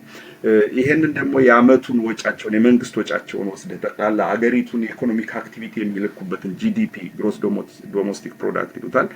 ከዚያ ጋር ስታነጻጽር ደግሞ የሀገሪቱ ግሮስ ዶሜስቲክ ፕሮዳክት ጂዲፒው ወደ 28.5 ትሪሊየን ነው እና ወደ ከዚያ ውስጥ ነው እንግዲህ የመንግስት ወጪ ደግሞ ይሄን ያክል እንዳልኩት ደግሞ ዴፊሲት ራን የሆነ ኢኮኖሚ ነው። ይሄ በራሱ የሚያመጣቸው ጥያቄዎች አሉ ቤታችን ውስጥ ቢሆን የምናደርገው። ስለዚህ ዝም ብሎ በቃ የጭካኔ የክፋት ነው ምንም ሳያስፈልግ የሚባል ነገር አይደለም። ኢኮኖሚክ ማኔጅመንቱ የሚጠይቃቸው ዲሲፕሊኖች አሉ ቤታችን የምናደርጋቸው ከአቅማችን በላይ ሄደን ስናጠፋና ይሄ ሀገር በተለያዩ ምክንያቶች ከአቅሙ በላይ እያጠፋ በዳም የተጫነ ሀገር መሆኑንም እዚህ ላይ ላሰምርበት ወዳለሁ። ያም ከተባለ በኋላ ግን ያንን ለማስተካከል ድሆችን መጉዳት ግን አያስፈልግም። እሱ ነበር ላነሳይ ነበር። አዎ ይሄን ወደዚያ ልመጣልህ ነው። በዚህም በኩል ያለውን ባላንስድ እንዲሁም ነው ችግር ያለ መኖሩ ሳንረሳ ግን የህድክ የምታጠፋው የመሳሪያ የዋር ኢንዱስትሪውን እያሰፋህ በመሳሪያ ላይ እያወጣህ በማይገባ ነገር ላይ ያልክ ሀብታሞችን ከታክስ ነፃ እያደረግ ደሃዎች ላይ መጠን የምትወስደው እርምጃ ግን ይሄ ነው ችግሩን የሚፈጥረው። ስለዚህም ነው ይሄ የምናገረው ነገር ወሳኝና መሰረታዊ የሚያደርገው ይሄ ነው። አሁን እንዴት ነው ያውም ደግሞ የሚቀነሰው በገንዘብ ያን ያክል አይደለም ከሚጠፋው ከሚጣለው ቦምብ ከሚደረጉ በጣም አላስፈላጊ የሆኑ ወጪዎች አንፃር ስታየው ለምን ያንን አያስተካክሉም ብለን እንድንጠይቅ የሚያደርገን የህሊና እና የሞራል ጥያቄ የሚነሳው እዚያ ላይ ነው። ስለዚህ እነዚህ ወጪዎችን ስናያቸው ለምን ይሄን አደረጉ ብለህ ልትጠይቅ የሚያስፈልጉ ነገሮች ናቸው። እንዳልከው ሂት አሲስታንስ በጣም አስፈላጊ ነው። ዊንተሩ በጣም በሚጠነክርበት ጊዜ ያለውን የሂት ወጪ መሸፈን የማይችሉ አካላት አሉ። መሸፈን ባለመቻላቸው ምክንያት ቀጥታ ኤሌክትሪክ ሲቆረጥ ባለው ቅዝቃዜ ፈተና የሄልዝ ችግር የሚነሳባቸው ማለት ነው። እንደዚህ ያሉ መሰረታዊ የኢኮኖሚክስ ጥያቄዎች ለመመለስ ነው መንግስት በፖሊሲ ደረጃ የሚከላከል ድሃውን ለመጠበቅ ማለት ነው። ለምሳሌ አንድ ሰው ታሞ ሆስፒታል ሲገባ ሆስፒታሎች ዝም ብለው አናክምህም ብለው የመከልከል መብት ቨርጂኒያ የለም። የመጣውን በሽተኛ ታክመውና ግን መንግስት አግሪመንት አለ ያን እንደዚህ አይነት ያወጣቸው ወጪዎች ሜዲኬር ወይ ሜዲኬድ አይነት ፕሮግራሞች ተመሳሳይ ፕሮግራሞች እንዲሸፍኑት የሚደረግበት ስሪት አለ። ይሄ ደሃው አየው የታመመ ሰው ሲመጣ ሆስፒታል ዝም ብለህ ነው አንተን አላክም አትለውም። ባይኖረውም እንኳን ህክምና ተሰጠውና ቢያንስ ኢመርጀንሲ ሰርቪስ ሰጠው ከዚያ በኋላ ነው ጥያቄውን የምታነሳው። እንዲህ ያሉ ሴፍቲ ኔት ማለት ይሄ ነው። ይሄው ችግር ላይ ላለ ሰው እርዳታ ማቅረብ የምትችልበት ስርዓት መፍጠር ማለት ነው። ስለዚህ በሄልዝ ኬር፣ በትምህርት፣ በሶሻል ፖሊሲ የፈጠሯቸው ፖሊሲዎች እነዚህ በዘመናት የመጡት ደግሞ ጀስቲፋያብሊ ድሃውን ለመርዳት በኢኮኖሚክ ኢኒኩዊቲ፣ በሶሻል ኢኒኩዊቲ፣ በፖለቲካል ኢኒኩዊቲ ቅድም እንዳሉ በቀለምም በምንም ተብሎ የመጡ ልዩነቶችን ኢኩዊቲን እንደገና ለማስረጽ እኩልነት ባይችለውም እንኳን ቢያንስ ድሃው ተሰብሮ እንዳይወድቅ ለማድረግ የሚችሉ የሚጠግኑ ነገሮችን የቀረቡ ፕሮግራሞችን አሁን በአይዲዮሎጂም በለው በምንም በለው ተነስቶ ዝም ብሎ በአንድ ጊዜ እየቆራረጡ መጣል ከፍተኛ ፈተና የሚፈጥር ነው። ይሄ ደግሞ በብዙ የሚጎዳው እንደተባለውም ከለርድ የሆነውን ክፍል ዲያስፖራም ስትለው ደግሞ ብዙ ባለፉት 30-40 ዓመት ወደዚህ ሀገር የመጡ ምንም አይነት ኢኮኖሚክ ድጋፍ ወይም ደግሞ በገንዘብ ሴቭ አድርገው ሞሎ በምንም በለው በተለያየ መንገዱ ራሳቸውን ለመደገፍ የማይችሉ ትልልቅ አባቶች እናቶች በህመም ላይ ያሉና መስራት የማይችሉ ሁሉ የሚቸገሩበት ነውና ይሄ የሚያሳየው ምልህ ጭካኔ ያለበት የአይዲዮሎጂ መንፈሱን ጭምር ነው የሚያሳየውና ጥያቄ ውስጥ የሚገባ ነው። እርግጠኛ ነኝ በቀላሉም ኮንግረስ ውስጥ አፕሩቭ ይደረጋል ብዬ አላስብም። ኢንክሉዲንግ ሪፐብሊካንስ የሚቃወሙት ነገር ነው ቢኮዝ የሚቀጥለው ምርጫቸው ላይ ህዝብም የሚጠይቃቸው ስለሆነ ማለት ነው። እንግዲህ እዚህ ሀገር ተደጋግሞ የምንሰማው ነገር አለ። ዚፕ ኮድ ይባላል። ትምህርት ቤቱ የምትሄድበት ትምህርት ቤት ልጆችን የምትልክበት ትምህርት ቤት እንደ ዚፕ ኮዱ ይለያያል ይላል ብዙ ሰው። ቤዝድ ኦን ዚፕ ኮድ የሃውሲንግ ዋጋ እንኳን ሲለያይ እንመለከታለን። እና ይሄ የሚነግረን አንድ ነገር አለ። ስቴቶች ወይም ደግሞ አንድ አካባቢ የተሻለ ኢንካም ያላቸው ሰዎች የሚኖሩበት አካባቢ ከሆነ የተሻለ ሶሻል ሰርቪስ ፕሮቫይድ ማድረግ ይችላል። ብዙ ኢንካም የሌለው ወይም ደግሞ ዝቅተኛው ማህበረሰብ የሚኖርበት አካባቢ ከሆነ ደግሞ ፕሮቫይድ የሚያደርገውም ሶሻል ሰርቪስ የዛኑ ያህል ዝቅ ያለ ይሆናል። ለዛም ነው ትምህርት ቤቶቹ ላይም ልዩነቶች የሚታዩት። አሁን የፌዴራል ገቨርንመንቱ እነዚህን በጀቶች ከት ለማድረግ ሲወስን ስቴቶቹ ከቨር ማድረግ ይችላሉ ሲል በስቴቶቹ መካከል ያለውን ዲስፓሪቲ ሞር ማስፋት አይሆንም ወይ? ደሃው ስቴት የባሰ ደሃ እንዲሆን ወይም ደግሞ እዛ ውስጥ ያሉት ዜጎች ኦፖርቹኒቲ እንዲያጡ የተሻለ ደግሞ ኢንካም ያለው ዜጋ የሚኖርባቸው ስቴቶችና ዚፕ ኮዶች ወይም ደግሞ ካውንቲዎች ደግሞ የተሻለ ተጠቃሚ እንዲሆኑ የሚያደርግ አይደለም ወይ? በዜጎች መካከልስ የሚታየውን ልዩነት ሞር የሚያሰፋ አይሆንም ወይ? እንዴት ነው የምትመለከተው አንተ ይሄንን?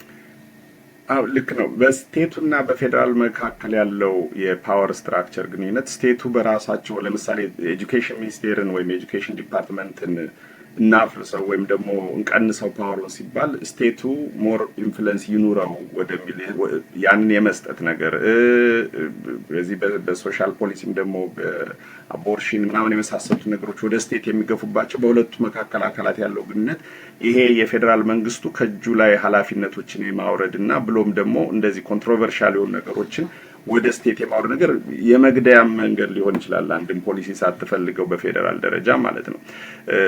ልክ ነው፣ ዲስፓሪቲ ይፈጥራል። ምክንያቱም ኢኮኖሚክ ማስል ያላቸው ኤሪያዎች አሉ፣ ምንም ደግሞ የሌላቸው ደግሞ በፌዴራል መንግስቱ የገንዘብ አሎኬሽን የሚጠቀሙ ደግሞ ኤሪያዎች ይኖራል እና እንዲህ ያለው ፖሊሲ ኦፍኮርስ በቦታ የሚፈጥረው ችግር ይኖራል። እንግዲህ አሁን በምናየው ፕሮሰስ በጀት አፕሮፕሪዬሽን ፕሮሰስ በዲፓርትመንት ኦፍ ኮመርስ ስር ያለነው አፕሮፕሪዬሽን ኮሚቴ የአፕሮፕሪዬሽን ኮሚቲ ይህንን በጀቱን ከተመለከተ በኋላ በኮንግረስ በሚቀርብበት ጊዜ እያንዳንዱ ኮንግረስመን እና ሴኔተር ለእኔ ስቴት ምን ይገባኛል ብሎ የሚከራከርበት ጊዜ ደግሞ ይመጣል። ለዚያን ጊዜ የህዝብን መብት የማስጠበቅ ውይይቶች የሚካሄዱት እዚያ ነው። ለምሳሌ የሉዊዚያና ኮንግረስማን ለእኔ አንዳንድ ጊዜ ለእኔ ይሄ ነገር ይደረግልኝ ብሎ ለሱ ኤሪያ የሚጠቅመውን ነገሮች የሚከራከርባቸው ጊዜ ያለውን የህዝብ ሁኔታና ምናምን አይቶ ማለት ነው። ስለዚህ የአፕሮፕሪዬሽን ፕሮሰሱ እና የአፕሮቫል ፕሮሰሱ አንዱ የሚያደርገው ነገር እያንዳንዱ የሀውስ ሪፕሬዘንታቲቭ በለው ሴኔተር ለራሱ ስቴት የሚሆነውን መብቱን የሚያስጠብቅበት ጊዜ አይ ወርክ ፎር ዩ እያሉ ካምፔን የሚያደርጉበት በዚህ ጊዜ በሚወስዷቸው እርምጃዎች ነው። ብዙ ጊዜ ፈንዲንግ አንዳንድ ሴኔተሮች አንዳንድ በጀት ሲመጣ እኔ አፕሩቭ አላደርግም ይሄንን ብለው ይቃወማሉ። ሎቢ ከሚያደርጓቸው መንገዱ ምንድነው? ለአንተ ስቴት እንዲህ ያለ በጀት እለቅልሃለሁ ይሄን እናደርግልሃለን ብለው ተጨማሪ ቢሉ ላይ ሊጨምሩለት ይችላሉ። በዚያ መሰረት ገብቶ ቮት የሚያደርግበት። ስለዚህ እንዲህ ያለው የራስህን መብት የማስጠበቅ እያንዳንዱን ስቴት የማስጠበቅ ስራ የሚሰራው በዚህ በአፕሮፕሪዬሽን ፕሮሰስ ውስጥ ኮንግሬስ ውስጥ በሚደረጉት ሀውስም የሴኔቱም ውስጥ ያሉት የእያንዳንዱ ስቴት የራሳቸውን ስቴት ኢንተረስት ዲፌንድ ሊያደርጉ ይችላሉ። በጠቅላላው ግን በስቴቱና በፌዴራል መካከል ያለው ግንኙነት እንዲህ ያሉ ጥያቄዎችን የሚመልሱበት ዜን በኮንስቲትዩሽን ውስጥ የስቴት ፓወር አለ፣ የፌዴራል ፓወር አለ። ፌዴራሉ በራሱ የሚያስጠብቃቸው ነገሮች አሉ፣ ወደ ስቴቱ ደግሞ የሚገፋበትና ይሄ ወደ ስቴቱ ነው ብሎ የሚልበት ስቴቱም የራሱ መብት የሚያስጠብቅባቸው ጉዳዮች አሉ። በነገራችን ላይ እያንዳንዱ ደግሞ ስቴት አሁን በፌዴራል እንኳን አንዳንድ ፖሊሲዎች ቢሰርዝ መንግስት ነው እኛ እናምንበትም እኛ የራሳችን ዜጎች ደግሞ እንደግፋለን ብለው ከዚህ የተሰረዙ ፕሮግራሞችን ራሱ ደግሞ ስቴቱ በራሱ በጀት አፕሮፕሪዬሽን ፕሮሰስ ስቴቱ ራሱ ማለት ነው ለነዚያ ለሚፈልጋቸው ፕሮግራሞች ሊያዘጋጅ ይችላል። ለዚያም ነው ለምሳሌ አቦርሽን በፌዴራሉ ሲከለከል አንዳንድ ስቴቶች ያደርጉታል በፖሊሲ ደረጃ ነው። በኢኮኖሚክም ደረጃ ደግሞ ለትምህርት የሚሰረዙ ፕሮግራሞች ለምሳሌ ሃውሲንግ ነው። በሃውሲንግ የፌዴራል ገቨርንመንቱ እንኳን ቢያቋርጥ ኒውዮርክ ስቴት እኔ ዜጎቼን ሃውሲንግ ፕሮጀክቶችን በጀት መቁረጥ አልፈልግም ከሌላ አቆርጣለሁ እንጂ ብሎ ደግሞ ፕራዮሪቲ አድርጎ ደግሞ ሊያደርግ ይችላል። እዚህ ላይ እያንዳንዱ ስቴት የራሱ አሰራር ስርዓት ሊኖረው ይችላል ማለት ነው እና ፌዴራሉ አሁን በሚሄድበት ፕሮሰስ የራሱን ስልጣንና ስሪት ይሰራል። ከስቴቶች በጀት ሊቆርጥ ይችላል። ስለተቆረጠባቸውም ስቴቶች አንዳንድ ፕሮግራሞች ሊዘጉ ሊያሳጥሩ ሊቆርጡ ይችላሉ።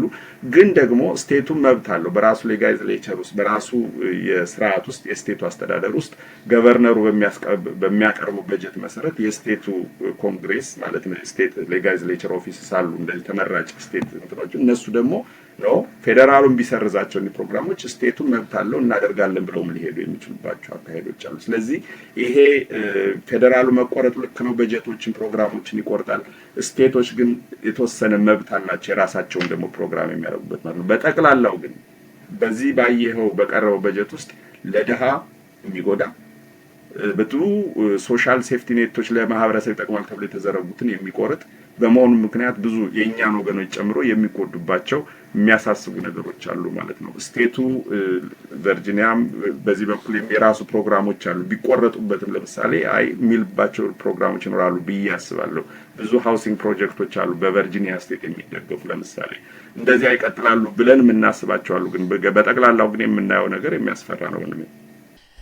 እንዲያው ግን ፕሬዚደንቱ በተለይም ደግሞ ኢሚግራንቶች ላይ ወይም ደግሞ ስደተኞች ላይ ከወሰዷቸው ወይም በኤክስኪዩቲቭ ኦርደር መልኩ ከወሰዷቸው ከፈረሟቸው የኤክስኪዩቲቭ ኦርደሮች በመነሳት አሁን ደግሞ በቀጥታ ድሃውን ትኩረት አድርጎ ሊሰሩ የሚገባቸውን ነገሮች በመቀነስ ሂደት ላይ እያሳዩት ባለው የእሳቸው ጽህፈት ቤት እያሳየ ባለው ጉዳይ ላይ ተንተርሰን አሁን ያለው የትራምፕ አስተዳደር ጸረ ድሃና ጸረ ኢሚግራንት ነው ብለን ለመናገር አያስደፍረንም ወይ? እንደዛስ ብለው የሚከራከሩ ሰዎች ትክክል አይደለም ብሎ መናገር ይቻላል ወይ?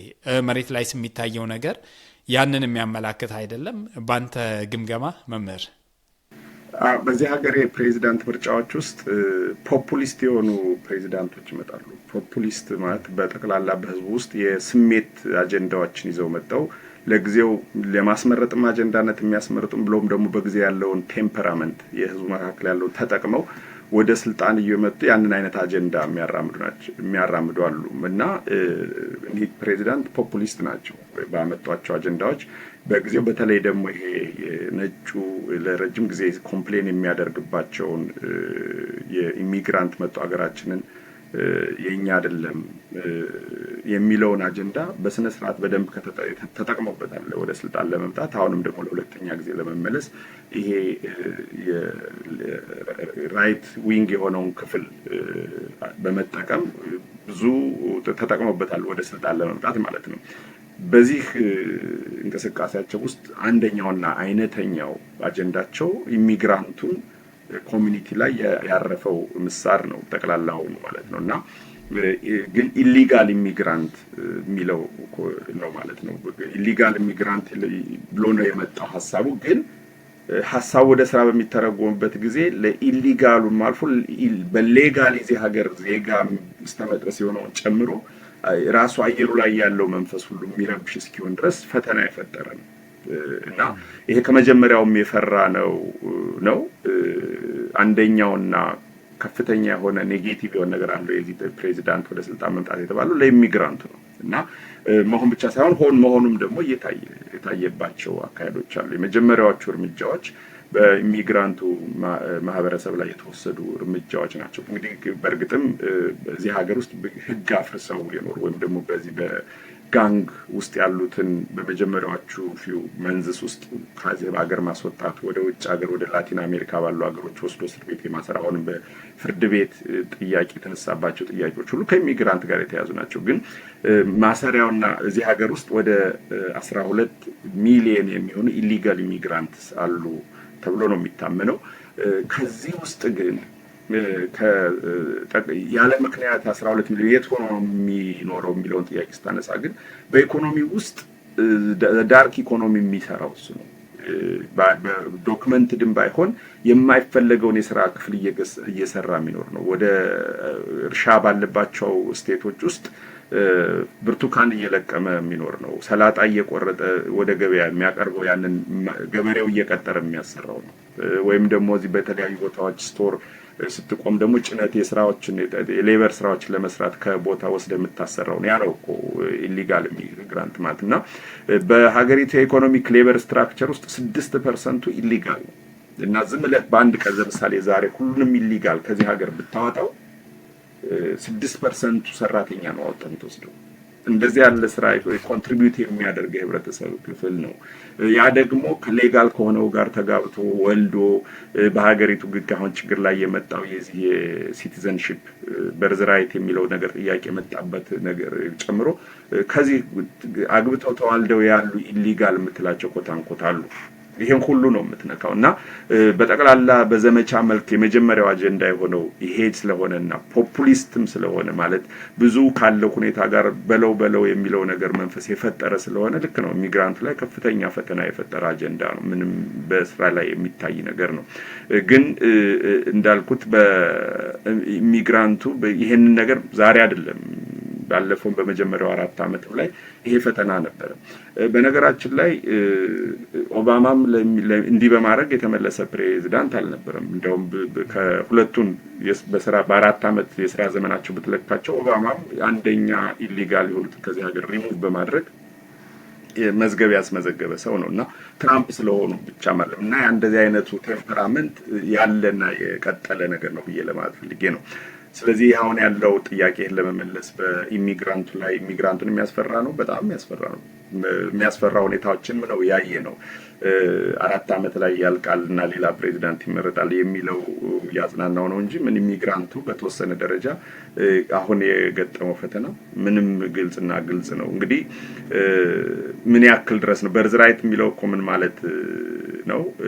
ለምሳሌ እኔ እዚህ ሀገር አልተወለድኩም፣ ልጆቼ እዚህ ነው የተወለዱት፣ አሜሪካውያን ናቸው እና አሜሪካውያንነታቸውን የሚጠይቅ ጥያቄ ውስጥ የሚያገባ ነገር ሊመጣ ይችላል ማለት ነው። በኢሚግራንት ልጅ ከሆንክ ማለት ነው። እንደዚያ ድረስ ነው የሚሄደው እና ይሄ ከተለመደ ውጭ ነው። ትላንትናም ፍርድ ቤት የነበረ ጥያቄ ነው የዚህ በርዝራይት ጥያቄ እና ከጀስቲስ ሶቶማየር ይመስሉኛል ከነዚህ ከ9 ጀስቲሶች አንዱ ይሄ ለረጅም ጊዜ ይሄንን ምን ጠይቅ ከሆነ የሰከንድ አሜንድመንት የመሳሪያ የመያዝን መብት መጠየቅ ይቻላል ማለት ነው ብሎ እንደ ፈንዳሜንታል የሆነ የዲስከሽን አጀንዳ ሆኖ የቀረበ ነው ሱፕሪም ኮርት ላይ ማለት ነው። እና ስለዚህ ዛሬ በአይነተኝነት ፕሬዚዳንቱ እንደ አጀንዳ ካቀረቧቸውና ኦልሬዲ ሱፕሪም ኮርት ከደረሱ ጥያቄዎች ውስጥ አንዱ የዚህ የኢሚግራንት ጉዳይ ነው። ስለዚህ ፕሬዚዳንቱ ዋና አጀንዳ አድርገው ወስደውታል። በመውሰዳቸውም ደግሞ ከዚህ ከልጆቻቸው ተነጥለው ዛሬ እስር ቤት ያሉ ዜጎች አሉ። እንግዲህ በድራግ ሆነ በምንም ደግሞ ወንጀለኛ ናቸው ተብለው የጋንግ አካል ናቸው ይባሉ ይችላሉ።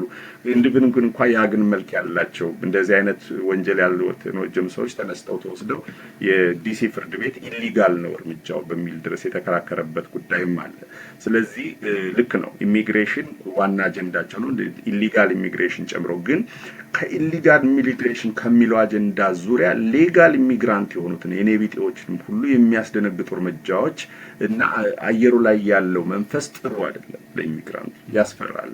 እና ሁለት ጊዜ ማሰብ የሚያስችሉ ከዚህ ሀገር ሌጋል ሆነው ሲቲዘን ሆነው አንዲት ዶክተር ከኮኔክቲከት ወይም ወደ ሰሜን ካሉት ዩኒቨርሲቲዎች ወደ ውጭ ተጉዛ መጣስመጣ ተገባም የተባለች ዜጋ ሰምቻለሁ።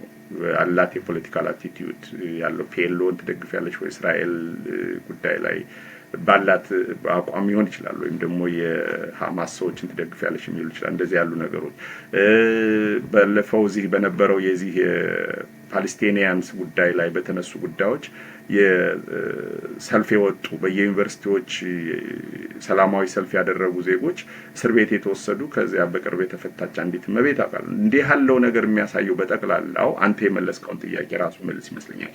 ኢሚግራንቱ የገጠመው ችግር አለ ከጃንዋሪ ወዲህ የመጣበት ማለት ነው። ይሄም ደግሞ ፕሬዚዳንቱ የሚያራምዷቸው አጀንዳዎች በኢሚግራንቱን ስታተስ እዚህ ውስጥ የሚያነቃንቁ ስለሆኑ ነው።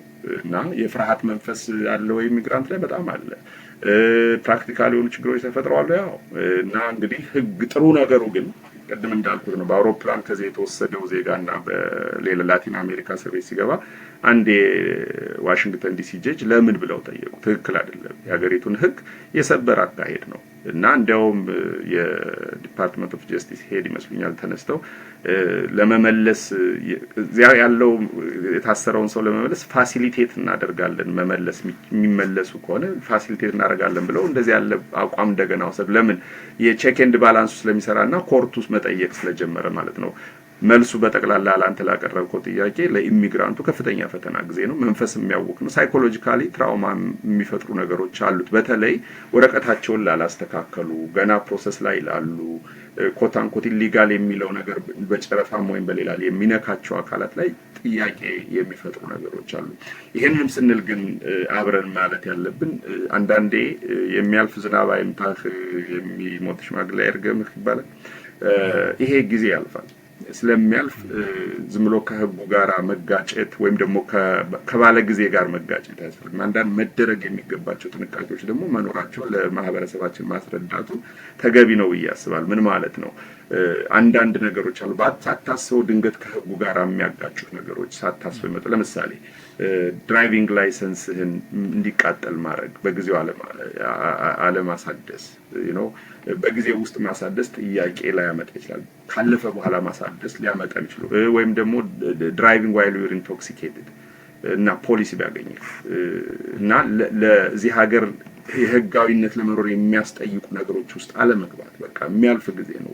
በሚቀጥሉት 3 ዓመት ሌላ ፕሬዚዳንት ይመረጣል እና ያ ስለሚመጣ ይሄንንም ጥንቃቄዎች ማድረግ ተገቢ ነው በኢሚግራንት ኮሚኒቲ ውስጥ ማለት ነው። በዚሁም ደግሞ ግን መሆን ያለበት የተለያዩ አደረጃጀቶች፣ የኮሚኒቲ አደረጃጀቶች፣ ኮሚኒቲ ሴንተርስ መረጃ በማቅረብ በኩል እንዳንተ ያላችሁ ጋዜጠኞች ምን መደረግ አለባቸው፣ ማህበረሰባችን የሚረዱ ምንድናቸው የሚለው ጥያቄ መጠየቅ፣ ለዚህ ለኢሚግራንቱና ገና ፕሮሰስ ላይ ላለው ደግሞ ተገቢ መረጃ ማቅረብ፣ ደግሞ ባለሙያ የሆኑ ጠበቆች ገንዘብ ማግኘት አንድ ነገር ነው በስራቸው ስለሆነ፣ ግን ሊረዱ የሚገባቸውን አካላት መረጃውን ትክክለኛ በማቅረብ ጥንቃቄ እንዲያደርጉ በማድረግ በመርዳት አንዳንድ ሪሶርስ የሌላቸውንም ደግሞ በመርዳት በኩል ይሄ ነው ሰውን ሰው የሚያደርገው፣ ሌላውን የተቸገረ ሰው መርዳት ነውና የሁላችንም ኃላፊነት አለብን ብዬ አስባለሁ። ናትናኤል በጣም አመሰግናለሁ። በእውነት በጣም ወሳኝ ጉዳዮችን ነው ያነሳኸው።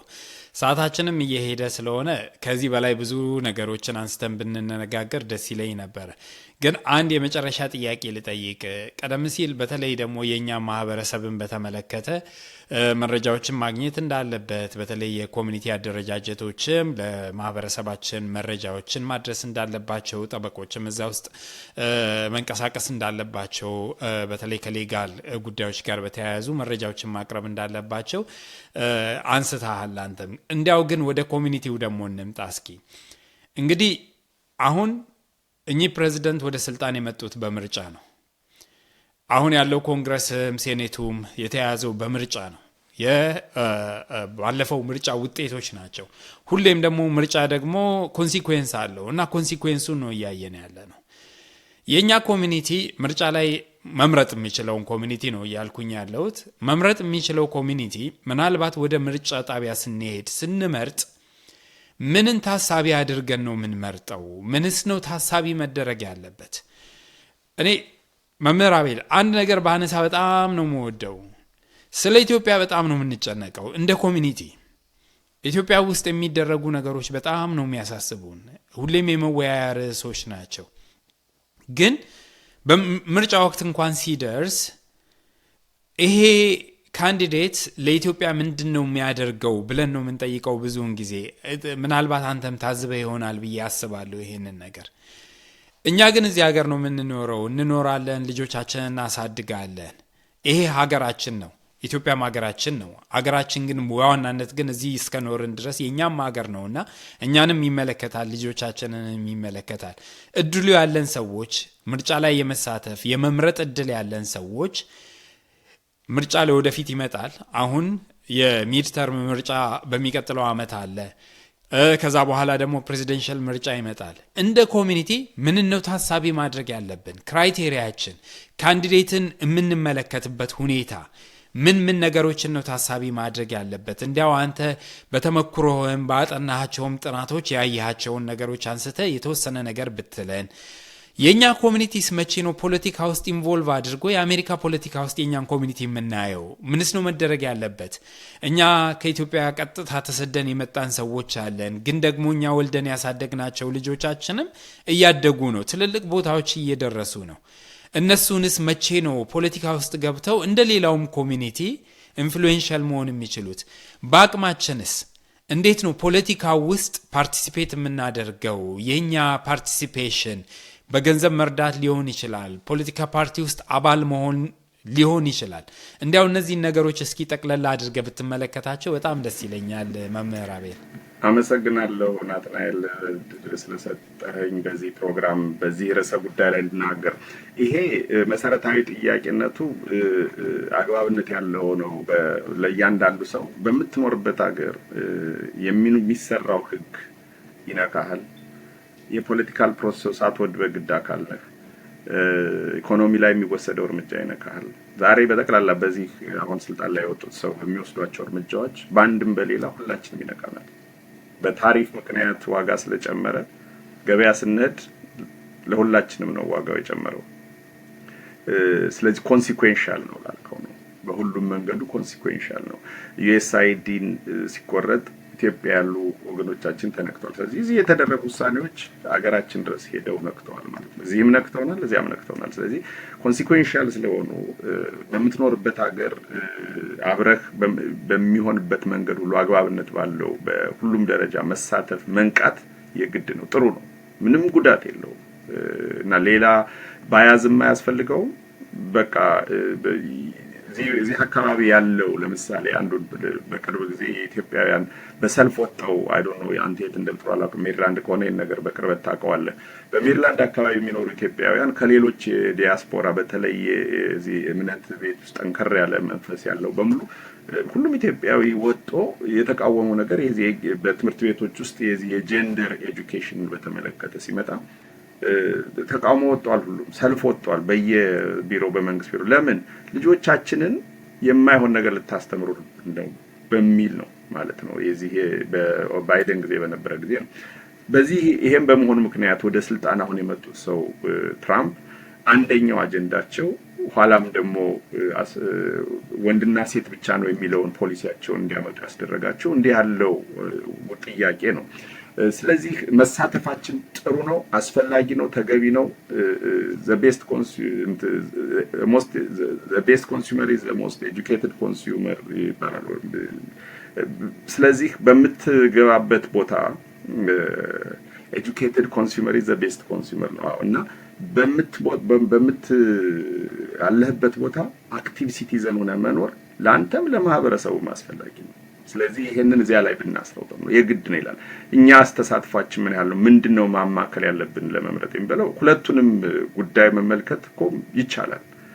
ባለፈው በነበረው ምርጫ በሀገራችን ህልውና ጦርነት በነበረበት ጊዜና በዚህ በአሜሪካ መንግስት ህወሓት በምታደርገው እንቅስቃሴ ብዙ ችግር በነበረበት ጊዜ የሀገሪቱን የፖለቲካ ስትራክቸር የኛን ፖለቲካ አቲቲዩድ የሀገራችን ያለውን ይነካ ነበር፣ ሎቢንግ ይደረግ ነበርና ኢትዮጵያውያን ተደራጅተው በብዙ መንገዱ በኮንግሬስ ቢሮ አይደለም ዝም ብሎ ዜጋው አይደለም ያ በአስሩ ሀገረ ስብከት የሚኖሩ መሪዎች መጣው እዚህ ኮንግሬስ ለኢትዮጵያ የመሰከሩበት ጊዜ ነበር። ያለ ማድረግ ኤፓክ የሚባል ድርጅት ተደራጅቶ ያን አድርጓል። በቃ በዚያ ደረጃ አሁን ኤፓክን ክሬዲት መስጠት ያለብን እንደዚህ ያለ ስራ የሰራ ነው።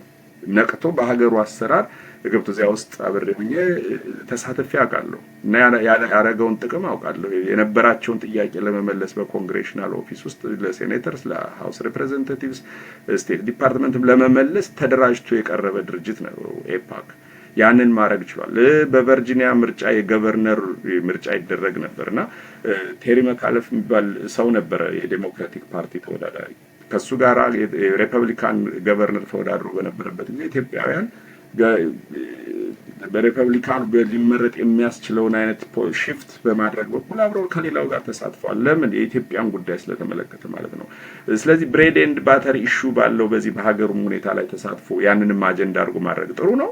ኢትዮጵያንም ስለሚነካ በኢትዮጵያ ጉዳይ ላይ ደግሞ ማሰብ ደግሞ ሀገር ማሰብ። እስራኤላውያን እዚህ ሀገር ያለውን የፖለቲካል አሰራር ስርዓት በሙሉ በስነ ስርዓት በደንብ በተደራጀ መንገዱ ኢኮኖሚ ድጋፋቸውን በማድረግ ሎቢ እዚህ ሀገር እንደምታውቀው ሎቢንግ አለ። ኮንግረስ ውስጥ ያሉ ውሳኔዎች በሎቢ ድጋፍ ውስጥ ሴኔተሮችን ሃውስ ሪፕሬዘንታቲቭስን እንትን በማድረግ በመያዝ የሚወሰኑ ውሳኔዎች አሉ። ለዚያ ገንዘብ ማውጣት መቻል አለብን እና የእስራኤል ኢንፍሉዌንስ የእስራኤላውያን ኢንፍሉዌንስ ከፍ ያለ ነው። the joint distribution of እስራኤል ባላል በዚህ ፖለቲካል ፓክ ወይ ፖለቲካል አክሽን ኮሚቲስ አሉ። እነዚህ ፖለቲካል አክሽን ኮሚቲስ ገንዘብ አወጣህ የምታገኛቸው ናቸው። ስለዚህ በኢትዮጵያ ጉዳይ ላይ ፓክ የሆኑ እንትኖች ውስጥ ገንዘብ ኢንፍሉዌንስ ይዘህ መቅረብና ስለ ኢትዮጵያ መነጋገርም ጥሩ ነው። እዚህም ባለው አደረጃጀት ውስጥ መግባት ጥሩ ነው። አሁን ከዚያም በተነሳ ደግሞ አንተ ወዳልከው ጥያቄ ኢትዮጵያውያን በፖለቲካል ስትራክቸር ውስጥ ለምንድን ነው ገብተው ማናያቸው? የሚያስፈልግ ጥያቄ ነው፣ ተገቢ ጥያቄ ነው። ግዴታ ይሄ በዚህ ውስጥ ማድረግ መቻል አለብን። ሁላችንም ምን ብናደርግ ነው በካውንቲ ደረጃ ተመርጦ ማገልገል፣ በስቴት ደረጃ ተመርጦ ማገልገል፣ በፌደራል ደረጃ ይሄንን ማድረግ ተገቢ ነው። አንዳንድ ቦታዎች እያየን የመጣንባቸው አሉ። በፍሎሪዳ አካባቢ አይተናል። እዚህም የተወዳደሩ አሉ። ውጤቱ ላይ አይድረሱ እንጂ ይሄ በሰፊው መቀጠል ያለበትና ውጤት ባለው መንገድ በ1970ዎቹ ወደዚህ ሀገር ከመጡት ሰዎች ውስጥ አንዱ ኬንያዊ የወለደው ልጅ እኮ ነው ኦባማ ከዚህ ሀገር ከገባች እና ኬንያዊ ቤዝ ያለው ሰው ነው የዚህ ሀገር ፕሬዚዳንት የሆነው በጊዜው። ለምን? በቃ በዚያ ሂደት ውስጥ ስለሄደና በአገሪቱ ውስጥ እንደዚህ በዜግነቱ የሚደርስበት ደረጃ ላይ ስለደረሰ ነውና የአባቴ ሀገር ኬንያ ነው ይላልና የአባቴ ሀገር የእናቴ ሀገር ኢትዮጵያ ናት ብሎ የሚል ሰው ወደ ስልጣን ወንበር ለምን መምጣት አይችልም? ይችላል፣ ማድረግ ይቻላል። ያንንም ለማድረግ ደግሞ አስፈላጊው ሁሉ ማድረግ አለብን። ግን አክቲቭ ሲቲዘን መሆን ያስፈልጋል። ለዚያ ምን ማለት ነው?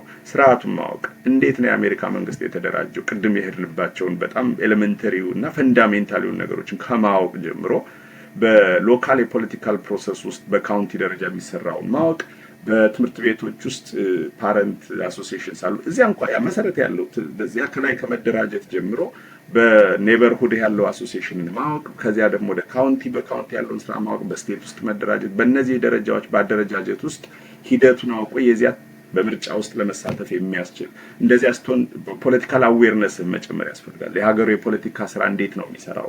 ማን ነው እንዴት የሚሰራው? ገንዘብ ወሳኝነት አለው። ኮኔክሽን ኔትወርክ በጣም ከፍተኛ ዋጋ ያለው ነገር ነው። ያንን ኔትወርኩንና ኮኔክሽኑን ፈጥረህ የሚያስፈልገውን የፋይናንሻል ድጋፍ አግኝተህ በተለይ ደግሞ ጠቃሚ የሆኑ አጀንዳዎችን አጥንተህ ሊያስመርጥህ የሚችሉ ማለት ነው።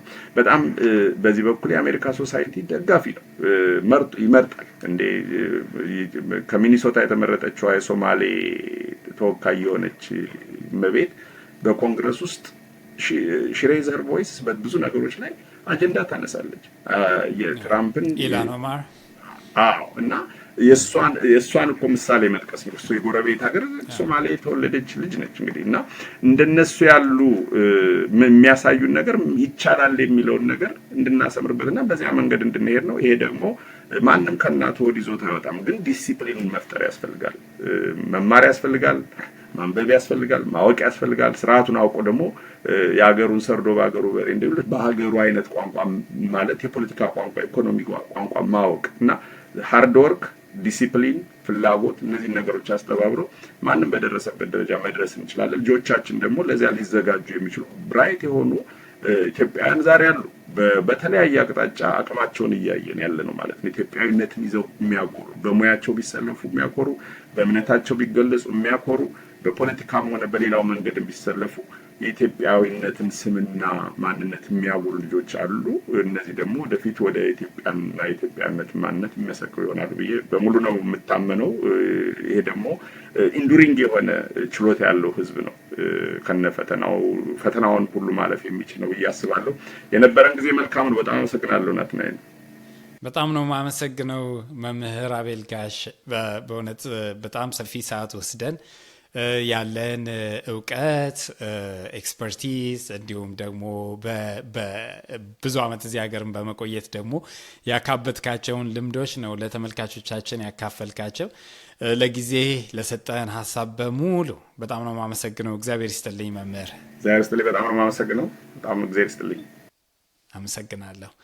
ተመልካቾች እንግዲህ የዛሬው የምልከታ ፕሮግራማችን ይህንን ይመስል ነበረ።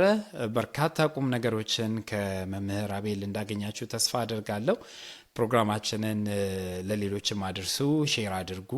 ቻናላችንን ደግሞ ሰብስክራይብ ማድረግ አትርሱ። ሳምንት በሌላ ርዕሰ ጉዳይ ከሌላ እንግዳ ጋር ተመልሼ እመጣለሁ። አብሬያችሁ የቆየሁት ናትናኤል ወልዴ ነበርኩኝ። መልካም ጊዜ ይሁንላችሁ።